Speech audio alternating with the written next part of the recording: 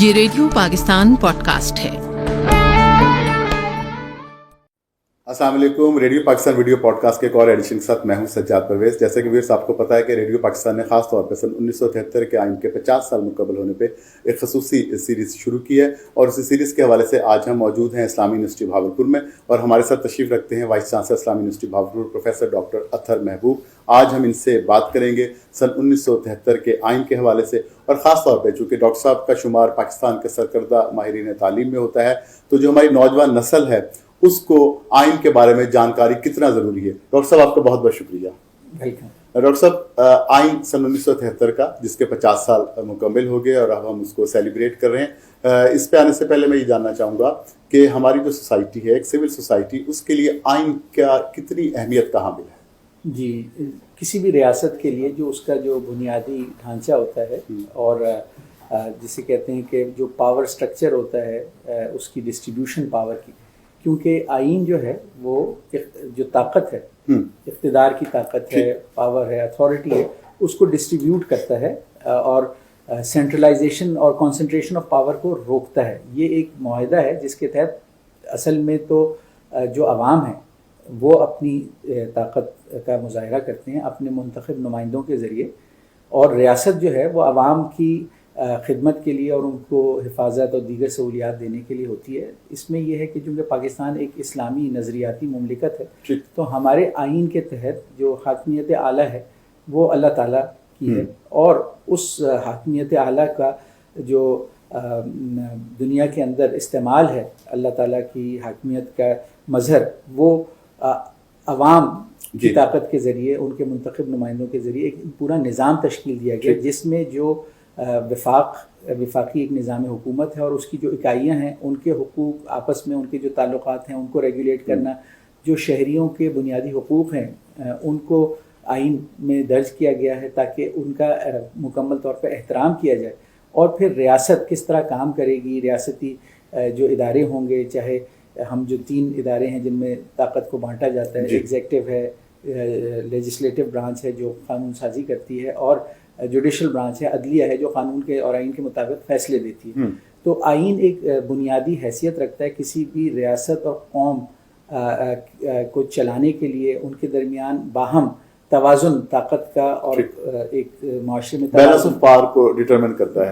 کرتا ہے، اور ایک مظہر ہوتا ہے کہ وہ قوم یا ریاست کس طرح کی ریاست بننا چاہتی ہے۔ تو چونکہ ہم ایک اسلامی اور فلاحی اور جمہوری ریاست بننا چاہتے ہیں، تو ہمارا آئین جو ہے ان سب چیزوں کو اپنے اندر سموئے ہوئے ہے، تو اس لیے آئین کی سمجھ بوجھ ہر شہری کے لیے، اور خاص طور پہ جو پڑھے لکھے شہری ہیں ان کے لیے انتہائی ضروری ہے، کیونکہ نہ صرف یہ کہ ان کو آئین پہ عمل کرنا ہے، بلکہ آئین کے بارے میں جو معلومات ہیں وہ دوسروں تک بھی باہم پہنچانی ہے۔ کریکٹ، معلومات پہنچانی تو اس کے لیے ضروری ہے کہ جب انسان کے پاس خود اس کا علم ہوگا تو وہ اس کے بارے میں صحیح انفارمیشن اپنے ساتھی شہریوں کو دے سکے گا۔ سن 1973 کا آئین متفقہ طور پہ منظور ہوا۔ سب سے بڑی اہم بات یہ پاکستان کی جمہوری اور سیاسی تاریخ کی تھی، کیونکہ بہت کم عموماً قوموں کی تاریخ میں دیکھا جاتا ہے کہ تمام جماعتیں ایک نقطے پہ اکٹھی ہوتی ہیں۔ سن 73 کے آئین کا جو یہ ایک ہماری پاکستانی تاریخ میں جو متفقہ منظور ہونا تھا، اس کے حوالے سے آپ کیا کہیں گے؟ جی، یہ تو ایک بہت اچھی بات ہے اور بہت زبردست تھا، لیکن چونکہ آپ نے ذکر کیا آئین کی تاریخ کا، تو تھوڑا سا اس کا اگر ہم اعادہ کر لیں کہ ہماری جو آئینی تاریخ ہے، سب سے پہلی بات تو یہ ہے کہ جو ہماری جو آزادی کی جدوجہد تھی وہ بھی ایک آئینی جدوجہد تھی، یعنی آل انڈیا مسلم لیگ اور انڈین نیشنل کانگریس، ان کے پاس 2 طرح کے الگ آئینی خاکے تھے کہ ایک آزاد ہندوستان کس طرح کا ہوگا، انگریزوں سے جب آزادی حاصل کی جائے گی تو ریاست کو کس طرح تشکیل دیا جائے گا اور چلایا جائے گا۔ تو اس میں آل انڈیا مسلم لیگ یعنی مجموعی طور پہ جو مسلمان تھے ان کا ایک الگ نظریہ تھا، اور انڈین نیشنل کانگریس کا الگ نظریہ تھا۔ چونکہ ان 2 نظریات میں اتفاق رائے نہ ہو سکا تو اسی وجہ سے بر صغیر کا جو ہے وہ پارٹیشن یا بٹوارا ہوا، پاکستان معرض وجود میں آیا، اور 1946 میں انتخابات کے ذریعے کل ہند یعنی پورے انڈین سب کانٹیننٹ کے لیے ایک آئین ساز اسمبلی الیکٹ ہوئی تھی، کانسٹیٹیوئنٹ اسمبلی، اور پھر وہی جب پاکستان الگ ہو گیا ہندوستان سے تو جو ممبران پاکستان کے علاقوں سے الیکٹ ہوئے تھے وہ پاکستان کی آئین ساز اسمبلی بن گئی، اور پھر دوسری طرف ہندوستان کی بن گئی۔ لیکن اس آئین ساز اسمبلی نے مکمل آئین تو نہ بنا سکی لیکن سب سے پہلے ایک قرارداد مقاصد 1949 میں اس نے پاس کی. اور یہاں میں چاہوں گا کہ 2-4 اہم نکات ہیں جو میں آپ کے توسط سے شیئر کرنا چاہوں گا.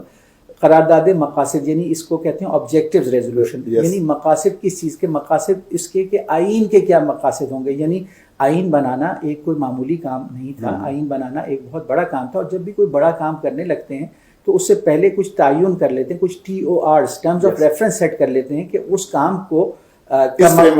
فریم ورک کے اندر ہم کریں گے, مقصد کیا ہوگا, تاکہ جب وہ کام کر رہے ہوں تو بار بار یہ دیکھتے رہیں کہ کیا ہم اس مقصد کے اس کو فالو کر رہے ہیں, اچیو کر پا رہے ہیں, اسے باہر تو نہیں نکل رہے. بالکل. تو وہ جو قرارداد مقاصد ہے اس میں بھی یہی 2-3 موٹی موٹی باتیں کی گئیں کہ جو بر صغیر کے مسلمان ہیں, جو ریاست وہ بنانا چاہتے ہیں اس میں حاکمیت اعلیٰ جو ہے وہ اللہ تعالیٰ کی ہوگی, اقتدار اعلیٰ, اور عوام جو ہے ایک جمہوری نظام کے ذریعے اس امانت کو جو اللہ تعالیٰ کا اقتدار ہے اس کو امانتاً عوام ایکسرسائز کریں گے, اور ایک ایسا نظام بنے گا جو جمہوری ہوگا جس میں تمام بنیادی حقوق دیے جائیں گے اور اقلیتوں کے حقوق کا بھی تحفظ ہوگا. تو یہ قرارداد مقاصد تھی. لیکن اس کے بعد پھر 1956 میں جب پہلا آئین بنا, یہاں یہ بات بھی بتانا ضروری ہے کہ وہ جو پہلا آئین تھا 1956 کا وہ 23 مارچ 1956 کو اپروو ہوا تھا, اور اس کے بعد 1957 اور 58 میں ریپبلک ڈے کے طور پر 23 مارچ کو سیلیبریٹ کیا گیا, ابھی تک کیا جاتا ہے. اور لیکن پھر اس کی تھوڑی سی نوعیت بدل گئی کیونکہ 1958 میں پہلا مارشل لا آ گیا, اور وہ آئین جو تھا وہ ایک طرح سے ایبروگیٹ ہو گیا. تو پھر آئین یعنی ریپبلک ڈے کا مطلب یہ ہے کہ جب ہم جمہوریہ بنے, یوم جمہوریہ, تو اس سے پیشتر یہاں پر 1935 کا انڈین گورنمنٹ ایکٹ جو تھا وہ چل رہا, اس کے تحت نظام چلایا جا رہا تھا, جس کے تحت ریاست کا جو ہیڈ آف دا اسٹیٹ تھا وہ برطانیہ کا جو بھی بادشاہ تھا وہ تھی. لیکن جب ہم ایک ریپبلک بنے تو پہلی دفعہ ہمارا جو ہیڈ آف دا اسٹیٹ ہے وہ ہم ہی میں سے, ہماری ریاست میں سے آیا کہ ہم اب تاج برطانیہ سے مکمل طور پر آزاد ہو گئے. لیکن پھر اس کے بعد ایک 1962 کا آئین آیا جو ایک صدارتی ٹائپ کا آئین تھا, لیکن وہ زیادہ چل نہ سکا کیونکہ وہ عوام کی امنگوں کا ترجمان نہیں تھا. اور چونکہ ہم بر وقت آئین سازی نہ کر سکے اور جو وفاقی اکائیاں تھیں ان کے درمیان جو اختیارات کی تقسیم تھی وہ بہتر طریقے سے نہ ہو سکی, تو پھر 1971 کا سانحہ مشرقی پاکستان پیش آیا, جس کے بعد ایک بہت بڑی ویک اپ کال قوم کو ملی, اور تمام جو سیاسی جماعتیں تھیں انہوں نے یکجا ہو کر پھر متفقہ طور پہ 1973 کا آئین بنایا, اور یہ ایک وفاقی جمہوری آئین ہے اور ایک فلاحی ریاست کا تصور دیتا ہے. اس میں پرنسپلز آف پالیسی بھی ہے, اس کا پریمبل وہی ہے سن 1949 والے قرارداد اس کے اندر وہ انکلوڈ کیا گیا. جو قرارداد مقاصد تھی وہ پریمبل کے طور پر اس میں رکھی گئی, اور اس کے علاوہ اس کے اندر وہ جو عوام کی تمام تر امنگیں تھیں کہ ایک پارلیمانی جمہوری نظام ہوگا جو پاکستان کے جو گراؤنڈ ریالٹیز ہیں اس سے زیادہ مطابقت رکھتا ہے, اور جس کے لیے عوام نے جدوجہد ہمیشہ جو یعنی سفر سن 47 میں شروع ہوا تھا امنگوں کا, وہ ہم کہہ سکتے ہیں کہ آئینی دستوری طور پہ سن 73 میں ہم نے اس کی مکمل ہوا ریکوائرمنٹ پوری کی. ایک پہلا اس کا جو پہلی منزل ہم نے پڑا ہوا ایک منزل حاصل کی. اور میں یہاں پہ 2 اور باتیں آپ سے شیئر کرنا چاہوں گا کہ یہ جو بھی ہوا, اگر 1947 سے لے کے 1973 25 سال کا عرصہ لگ گیا, لیکن قوموں کی تاریخ میں یہ کوئی بڑا وقت نہیں ہوتا اور بڑے سانحات نہیں ہوتے. میں آپ سے شیئر کرنا چاہوں گا کہ دنیا کی جو سب سے ایک مستحکم اور قدیم جمہوریت ہے وہ یونائٹڈ اسٹیٹس آف امریکہ یا ریاست متحدہ امریکہ ہے. انہوں نے آزادی سن 1776 میں حاصل کی تھی, اور 1776 میں انہوں نے ایک آئینی خاکہ بنایا تھا کانسٹیٹیوشن, لیکن وہ ان کا آئین جو تھا وہ فیل ہو گیا. یعنی تقریباً 10 سالوں کے اندر وہ اس نتیجے پہ پہنچے کہ اس آئین کے تحت جس کے تحت امریکہ نے جب آزاد ہوئے تھے تو ان کی ریاست نہیں چل سکتی, اور وہ آئین فیل ہو گیا اور اس میں کچھ کمزوریاں تھیں. تو پھر 1787 میں یعنی آزادی کے کوئی 11-12 سال کے بعد دوبارہ سے انہوں نے ایک نیا آئین بنایا, اور وہ آئین کچھ تبدیلیوں کے ساتھ اب تک وہاں چل رہا ہے. لیکن قومیں جب ایک آئین کے ذریعے اپنے نظریات کا تعین و تحفظ کرتی ہیں, لیکن ہو سکتا ہے کہ ایک طویل عرصے تک لگے ان کو حاصل کرنے میں آئین کے مقاصد. یعنی کہ امریکی آئین جو تھا وہ تمام انسانوں کو ایک برابر سمجھتا تھا, لیکن اس کے باوجود امریکہ میں 1776 امریکہ کی آزادی کا سال تھا, لیکن تقریباً 1870 تک امریکہ میں جو سیاہ فام لوگ تھے ان کو غلامی میں رکھا گیا. تقریباً 90 سال کا عرصہ لگا, اور پھر جب آئین پر عمل درآمد کرانا تھا اور اس غلامی کو ختم کرنا تھا کہ وہ سلیوری جو ہے غلام رکھنا انسان کو وہ آئین کے تحت الاؤڈ نہیں ہے، تو اس میں ان کی ریاست تقسیم ہو کے 2 ریاستوں میں بدل گئی اور امریکن سول وار ہوئی جو چند سال تک جاری رہی تھی، اور اس کے اختتام پہ ایک بہت طویل جنگ کے بعد دوبارہ سے امریکہ متحد ہوا اور انہوں نے اپنے آئین کے تحت سلیوری کو ابالش کیا اور کالے انسانوں کو آزادی دی. لیکن یہاں پر کہانی ختم نہیں ہوتی، بلکہ جو ان کے سیاہ فام نسل کے لوگ تھے ان کو 1870 میں بھی اپنے حقوق، گرچہ کاغذ پہ ان کو آزادی مل گئی لیکن ان کو حقوق نہ مل سکے. پریکٹیکلی ان کو پارٹیسپیشن کی سیگریگیشن رہی، یعنی کہ ان کے لیے الگ فیسلٹیز بنائی جاتی تھیں. ان کو ان اسکولوں میں جانے کی اجازت نہیں تھی جس میں گورے لوگ جا سکتے تھے، ان ریستورانوں میں جانے کی اجازت نہیں تھی، ان پہ ترقی کے مواقع بند تھے. اور تقریباً 100 سال کے بعد پھر 1960 میں امریکہ میں ایک بہت بڑی سول رائٹس موومنٹ چلی اور اسی آئین سے انہوں نے اپنی گائیڈنس، انرجی اور طاقت لے کے اور متحد کر کے عوام کو کہ ہمیں اپنے آئین کے اوپر لیٹر اور اسپرٹ میں عمل کرنا ہے. پھر 1960 کے عشرے میں سیاہ فام لوگوں کو مکمل حقوق دیے گئے اور پھر آپ دیکھیں کہ اس کے بعد اگلے 30 35 40 سالوں میں ایک سیاہ فام نسل کا آدمی امریکہ کا پریزیڈنٹ بنا جو بنے تھے. بالکل. تو آئین یہ ساری اسٹرگل جو تھی 2-3 صدیوں کی تھی. جی تو میں بتانا یہ چاہتا ہوں کہ یہ ایک لمبا سفر ہوتا ہے، اسی لیے ابن انشا نے کہا تھا کہ کس کی تاریخ ہے بے غم اور ابتلا، کربلا بھی تیرے دین کا مرحلہ. تو یہ جو ایک منزل اور ایک سفر ہے ایک بہترین امنگوں کے مطابق جمہوری نظام کی طرف جو عوام کو اپنے ثمرات دے، یہ ایک طویل اور کٹھن سفر ہے. اور اس میں یہ بھی آپ سے شیئر کرنا چاہوں گا کہ بہت سے لوگوں کو یہ بات نہیں پتہ کہ ہمارے جو فاؤنڈر تھے قائد اعظم محمد علی جناح، وہ بر صغیر پاک و ہند کی تاریخ کے سب سے بڑے قانون دان اور آئین دان تھے. یعنی انڈین نیشنل کانگریس میں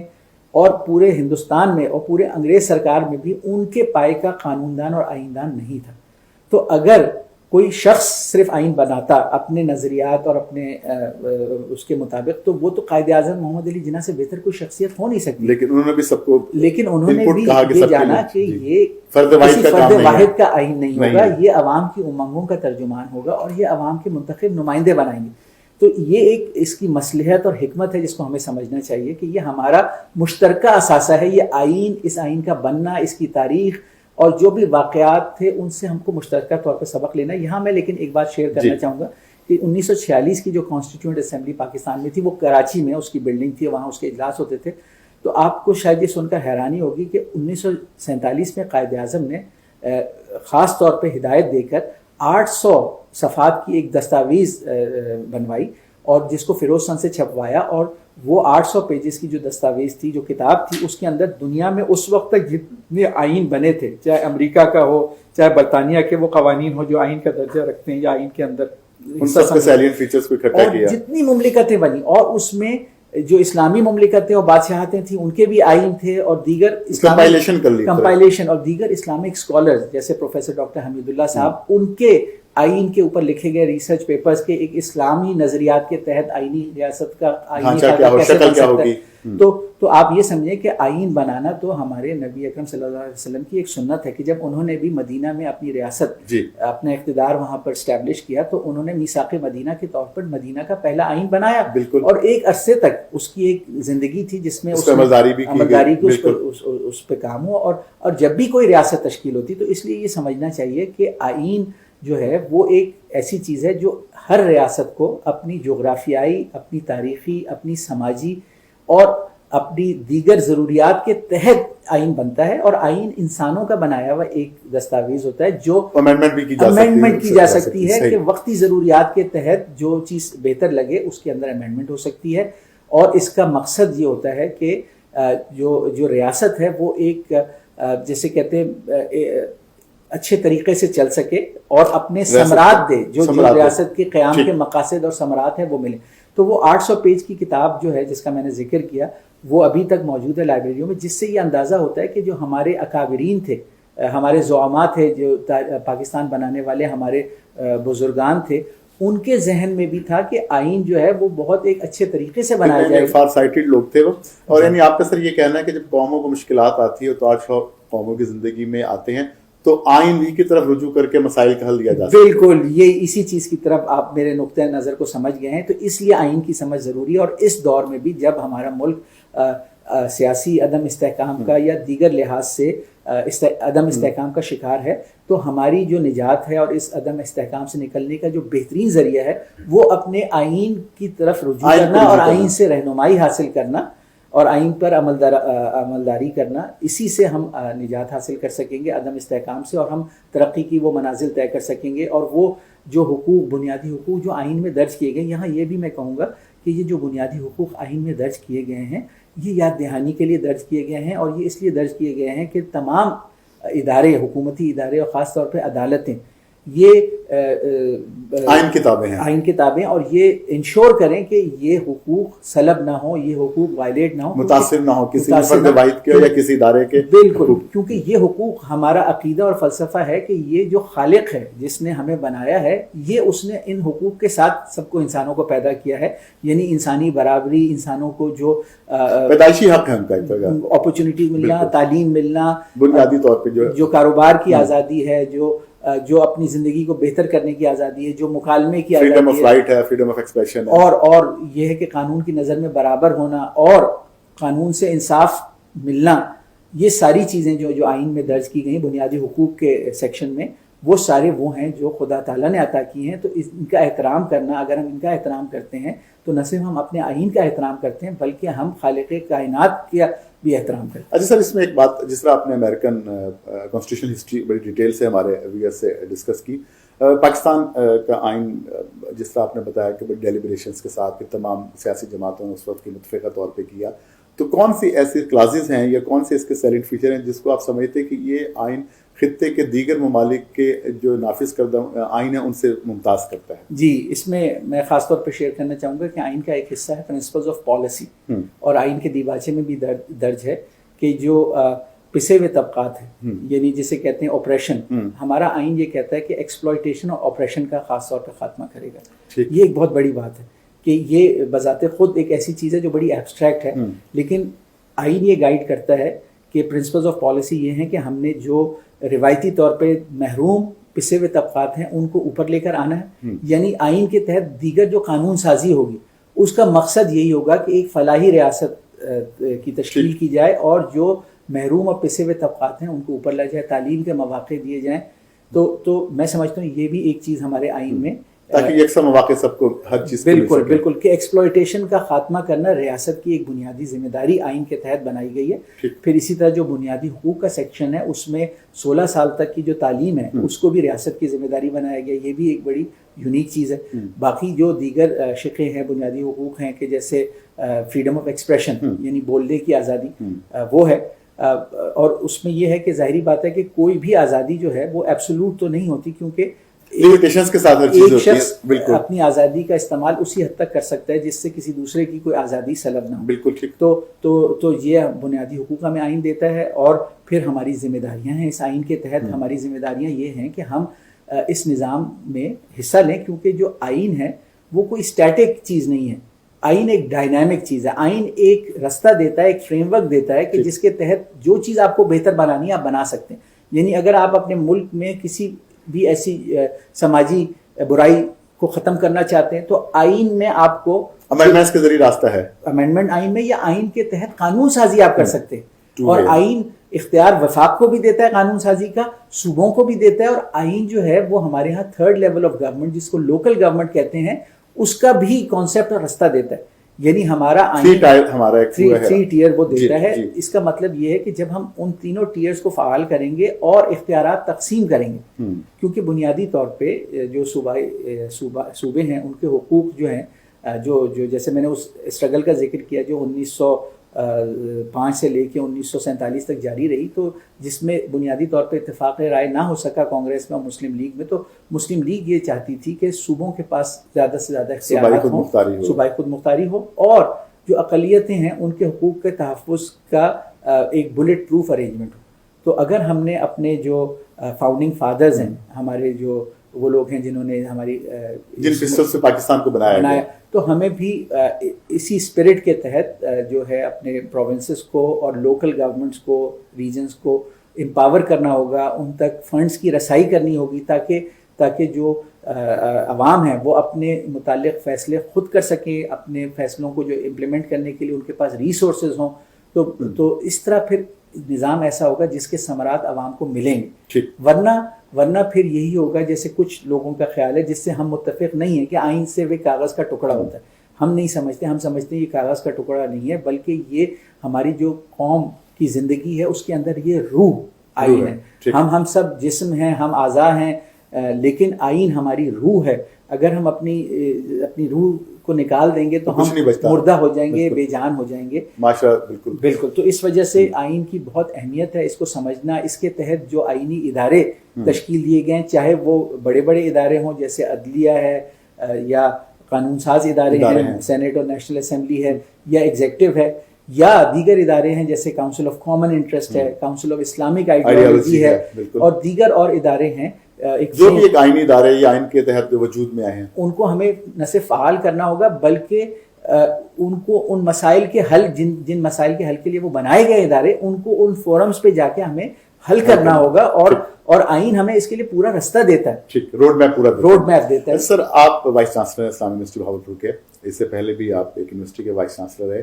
آئین کے حوالے سے اگر ہم بات کریں، خاص طور پہ آئین میں ملک میں نوجوان نسل اور تعلیم کے فروغ کے لیے کیا کچھ کلازز ہیں جس پہ عمل کر کے ہم پاکستان کو اور آگے لے جا سکتے ہیں سویلائزیشن کے طور پہ؟ جی، سب سے پہلے تو یہ میں نے کہا کہ 16 سال والا آپ نے بتایا، یہ بنیادی جو تعلیم ہے 16 سال کی عمر تک، یہ دنیا کا واحد آئین ہے جس میں یہ ریاست کی مکمل طور پہ ذمہ داری بنائی گئی. اس کا مطلب یہ ہے کہ جو آئین کے فریمرز تھے، آئین بنانے والے تھے، ان کا مطمع نظر تھا ایک ایسی ریاست کہ جس میں ہر شخص تعلیم یافتہ ہو. کیونکہ میٹرک تک کی تعلیم کے بعد ایک انسان اس قابل ہو جاتا ہے کہ وہ پڑھ لکھ سکتا ہے،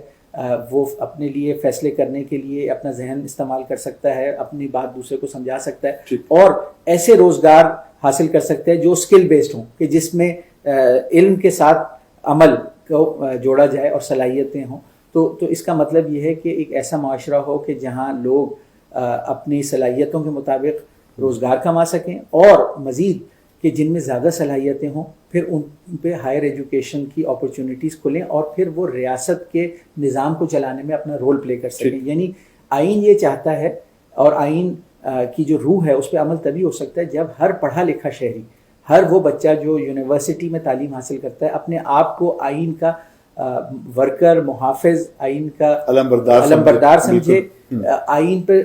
عمل درآمد خود کرنے کی کوشش کرے، دوسروں تک آئین کی معلومات پہنچانے کی کوشش کرے. اور چونکہ آئین ہمارا انسانوں کی برابری پہ یقین رکھتا ہے، اور آئین ہمارا جو ہے وہ میریٹوکریسی پہ یقین رکھتا ہے. جو سب سے اہم بات ہے، یعنی ہمارا آئین جو ہے وہ کوئی بادشاہت کا تصور نہیں دیتا، کسی ایسی ریاست کا تصور نہیں دیتا کہ جہاں نواب یا شہزادے، فرد واحد کی اختیار زیادہ. بالکل. آئین جو ہے وہ ایک جمہوریت پسند آئین ہے. وہ ہر لحاظ سے یہ چاہتا ہے کہ تمام فیصلے جو ہیں وہ مشاورت سے ہوں، ٹرانسپیرنسی ہو، اوپننس ہو، اور ہر سٹیج پہ موقع ملے کہ اگر کسی کے ساتھ زیادتی ہو رہی ہو تو کوئی نہ کوئی فورم ہو جہاں اس کی گریونس کا ریڈریسل ہو سکے. اور اس آئین کے تحت آپ دیکھیں کہ اومبڈسمین کا سسٹم بھی چلتا ہے. اس کے علاوہ عدالتیں ہوتی ہیں، لوور سے لے کے اکاؤنٹیبلٹی کا پورا ایک سٹرکچر ہے، پورا سسٹم ہے. اس کے تحت ہماری فوج کی بھی تشکیل دی گئی ہے کہ جو ہماری فوج ہے وہ بھی آئین کے تحت اس کو ملک کی حفاظت کی ذمہ داری دی گئی ہے. سیاسی جو ہمارے قائدین ہیں وہ پارلیمنٹ کے پلیٹ فارم پہ ان کو قانون سازی کی اور ڈفرینٹ اسٹینڈنگ کمیٹیز کے ذریعے ان کو جواب طلبی کی جو صلاحیت ہے وہ دی گئی ہے. تو یہ ایک ایسا نظام ہے جس میں طاقت کو ڈیوائڈ کیا گیا ہے، ہر ادارے کی حدود و قیود کا تعین کر دیا. بالکل. یعنی آپ کا سر یہ کہنا ہے کہ اگر ہم آئین پہ عمل کریں ایک ذمہ دار شہری کے طور پہ، انفرادی طور پہ بھی، تو ہماری سوسائٹی اور ہمارا ملک مجموعی طور پہ ترقی یافتہ اقوام کی شرط میں شامل ہو سکتا ہے. بالکل. جب آپ دنیا پہ ایک نظر ڈالیں گے تو وہی اقوام جو ہے وہ خوشحال ہیں، اور وہاں امن اور سکون ہے، اور وہاں کے لوگ اپنی صلاحیتوں کے مطابق ایڈوانس ہو رہے ہیں کہ جہاں آئین اور قانون کی عملداری ہے. اس میں کوئی اور سلور بلٹ نہیں ہے، کسی فرد واحد میں قوم کی نجات نہیں ہے. ایک نظام میں قوم کی نجات ہے، اور آئین اسی نظام کی دستاویز ہے، ایک خاکہ ہے، اور وہ خاکہ اس میں رنگ ہم نے بھرنے ہیں. لیکن اس خاکے کو ہم اپنی ضروریات کے حساب سے، جسے کہتے ہیں 2/3 میجورٹی کے ساتھ، آپ آئین کے اندر تبدیلی کر سکتے ہیں، لے کر آ سکتے ہیں. آئین کوئی اسٹیٹک چیز نہیں ہے. آئین یا قانون ظلم کرنے کے لیے اور استحصال کرنے کے لیے نہیں ہے. اور اگر کوئی چیز ایسی آئین سے میں نظر آئے تو بھی اس میں تبدیلی لائی جا سکتی ہے امینڈمنٹ کے ذریعے، یا کوئی قانون ایسا بن گیا ہو جس میں استحصال ہو رہا ہو تو وہ بنیادی طور پہ آئین سے متصادم سمجھا جائے گا اور اس قانون کی وہ شقیں جو ہیں ان کو تبدیل کیا جائے گا. اور خاص طور پہ چونکہ ہم ایک اسلامی ریاست بھی ہیں تو اس میں درج ہے آئین کے اندر کہ کوئی بھی قانون جو ہے وہ قرآن اور سنت کے برخلاف نہیں بن سکتا. اور آئین جو ہے وہ ریاست پاکستان میں جو مسلمان بستے ان کو اپنی زندگیوں کو قرآن اور سنت کے مطابق تشکیل دینے کے لیے مکمل طور پہ سہولیات دیتا ہے. اور آئین کے تحت ہم پاکستانی شہری ہیں, ہم پاکستان کے آئیڈینٹی کارڈ رکھتے ہیں, پاکستان کا پاسپورٹ رکھتے ہیں. دنیا بھر میں جب ٹریول کرتے ہیں تو بحیثیت پاکستانی ہماری شناخت ہوتی ہے. بالکل. اور اپنے ملک کے اندر ہمارے حقوق کا تحفظ ہوتا ہے. ہمارے جو ادارے ہیں, چاہے وہ پولیس ہوں, لا انفورسمنٹ کے ادارے ہوں, چاہے دیگر اور ادارے ہوں, عدلیہ ہو, وہ ہمارے لیے کام کرتی ہے. ریاست کے تمام ادارے جو ہیں وہ عوام کی سروس کے لیے بنائے گئے ہیں, وہ چند لوگوں کی خدمت اور سروس کے لیے نہیں بنائے گئے. اور عوام جو ہیں ان تمام اداروں سے جواب طلبی کرتی ہیں اپنے منتخب نمائندوں کے ذریعے, اور یہی جو سیاسی نظام ہے اسی میں ہماری فلاح و نجات. اچھا سر, اسی حوالے سے میں ایک اور بات پوچھنا چاہوں گا کہ جس طرح آپ نے خود فرمایا کہ یونیورسٹیز جو یہ جامعات ہیں ان کا جو کریکٹر بلڈنگ ہے ہماری یوتھ میں بڑا اہم کردار ہوتا ہے. تو سن 1973 کا آئین, یہاں اگر ہم پاکستان کی آئینی تاریخ کی بات کریں تو اس کی امپلیمنٹیشن تو یونیورسٹی کا کام نہیں ہے, لیکن یونیورسٹی کے ذریعے اسٹوڈنٹس کو اویئرنیس دی جا سکتی ہے. تو کیا اس حوالے سے بھی اسلامی یونیورسٹی بھاولپور کو انیشیٹو لے رہی ہے کہ جو آپ کی یونیورسٹی میں اسٹوڈنٹس آتے ہیں ان کو کم از کم یہ معلوم ہو کہ ایک ذمہ دار شہری کے طور پہ آئین ان کو کیا حقوق دیتا ہے اور ان کی کیا رسپانسبلٹی ہے؟ جی سجاد, بہت اچھا سوال کیا آپ نے. اور پوری دنیا میں, کیونکہ میری انڈر گریجویٹ ایجوکیشن امریکہ میں ہوئی تھی, تو وہ اپنے یونیورسٹیز میں مینڈیٹری لازمی طور پہ اپنا آئین پڑھاتے ہیں. یہ ایک سبجیکٹ ہوتا ہے کہ یو ایس کانسٹیٹیوشن ہر اسٹوڈنٹ کو اسٹڈی کرنا ہوتا ہے, اس پہ اس کا ٹیسٹ ہوتا ہے. تو اسی طرح ہماری جو ریاست ہے پاکستان, اس ریاست میں بھی ضروری ہے کہ تعلیمی ادارے خاص طور پہ یونیورسٹیاں اسٹوڈنٹس کو اویئر کریں کہ کانسٹیٹیوشن کیا ہے, کانسٹیٹیوشن کے اندر درج بنیادی حقوق کیا ہیں, ان کے فرائض کیا ہیں. تو اس حوالے سے اسلامیہ یونیورسٹی بہاولپور نے ایک بڑا انقلابی قدم لیا کہ ہم نے یونیورسٹی میں جنرل ایجوکیشن کے جو کورسز لازمی قرار دیے اور جن کی تعلیم کے لیے اسپیشل ارینجمنٹ کیا کہ پہلے ماسٹر ٹرینرز ٹرین کیے, اسٹینڈرڈائز کریکولم بنایا اور پھر اس کی ہم ڈلیوری کر رہے ہیں. اس میں ایک کورس ہے, اس کا نام ہے constitution and legal system of Pakistan, تاکہ اسلامیہ یونیورسٹی سے گریجویٹ ہونے والا, فارغ التحصیل ہونے والا ہر اسٹوڈنٹ, بچہ اور بچی, چاہے وہ انجینئر بن رہا ہے, چاہے وہ ایگریکلچر سائنٹسٹ بن رہا ہے, چاہے وہ لنگوسٹ بن رہا ہے, لیکن اس کو آئین کی ایک سمجھ ہو, پاکستان کی آئینی تاریخ کی سمجھ ہو, آئین کی اہمیت کا اندازہ ہو, اور آئین کے جو اندر بنیادی جو چیزیں درج ہیں ان کی معلومات ہوں, بنیادی سمجھ بوجھ, تاکہ ہمارے جو اسٹوڈنٹس گریجویٹس ہیں وہ یہ سمجھ سکیں کہ پاکستانی ریاست کا آئینی خاکہ کیا ہے, کس طرح ریاستی ادارے کام کرتے ہیں, ان کا آپس میں تعلق کیا ہے, اور اگر ہم نے ان چیزوں میں کہیں بہتری لانی ہے تو کس حصے میں ہم نے بہتری لانی ہے, کیا کردار ادا کر سکتے ہیں. بالکل, کہ کون کس چیز کا ذمہ دار ہے, اس چیز کو بہتر کرنا ہے. تو جب اس سمجھ بوجھ کے ساتھ اور اپنے سبجیکٹ کی نالج کے ساتھ یہ گریجویٹ جائیں گے تو میں یہ سمجھتا ہوں کہ نہ صرف اس پرٹیکولر شعبے میں اپنا کردار ادا کریں گے, یعنی کہ اکنامکلی پروڈکٹیو ہوں گے اور وہ جو ان کا سیکٹر ہے وہ گرو کرے گا, بلکہ اس لحاظ سے قوانین اور آئین میں اگر کوئی تبدیلیاں اور بہتری لانی ہے تو اس کے لیے بھی اپنا انپٹ دے سکیں.